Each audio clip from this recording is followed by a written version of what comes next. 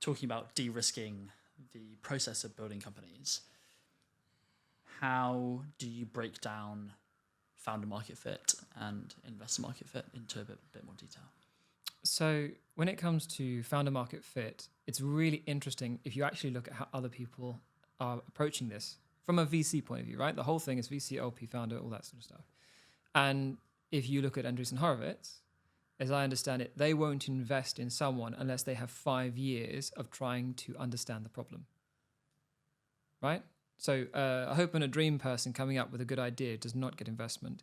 If you are in biochemistry and you have 5 years in it, then you start to have enough knowledge of a founder market fit that we are essentially investing in that experience, right? Serial entrepreneurs are a little different because they are sort of semi-transposable, but one assumes they can build the team that has that. And if they don't have a founding team with that, then you kind of question, how have they de-risked themselves so quickly for the second thing they do, or fifth or whatever, right? So it's a little more tricky, but for first-time founders, founder market fit is that you understand that industry cold, whether it's B2B or B2C, right? If you're building an e-commerce and you have no e-commerce experience, the person next to you with 5 years e-commerce experience is going to blow you out of the water, even if they start a year later. So founder market fit does need to be, what in your life have you invested in that space that means you can credibly out-execute the thing that's going to come up behind you. And then investor market fit? I think investor market fit is down to the ability for investors to understand the thing you want to build. And this is very personable. This is why, you run around and people say no to you as a first-time founder, and then someone says, yes, I get it. If you explain something as a company, a problem you want to solve, a vision, a mission, whatever you frame the thing as, normally it's not very understandable. People will only invest in things they understand.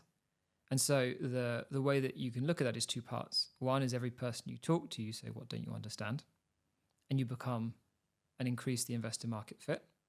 The second thing is you go off and find investors that will loosely understand what you're talking about, right? If you and I want to go off and build biochemical weapons, to be extreme, realistically, 90% of tell them all our idea. Yeah, 90% of the investors in the world do not understand the business, even if it's worth $1 billion, no-brainer, right? Now, they could understand certain things, like if we had a 50 million contract on our hand, that makes the business a bit more understandable-ish, but you can still see it's really hard to help people understand how a biochemical weapons business is really a good thing for investor market fit. Sure, there's ethics and other bits and bobs, but let's just look on understandability or how understandable something is, right? And that's why it takes a long time, and really great fundraisers make things really relatable.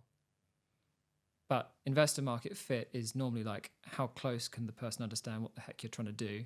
Because at the beginning, it sounds nuts, if we're being honest.